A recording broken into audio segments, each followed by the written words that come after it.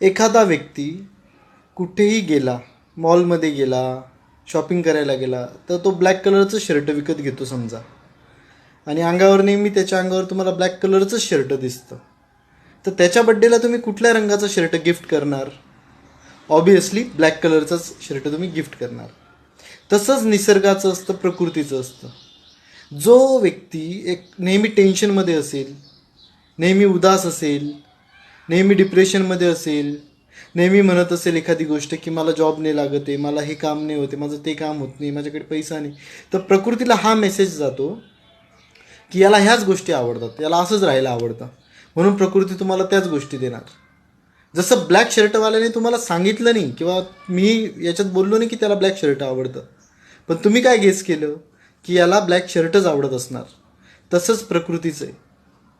तुम्ही जसं राहणार, जसं वागणार, जसं तुम्ही दाखवणार प्रकृतीला, तसंच प्रकृती तुम्हाला समजणार आणि तेच देणार.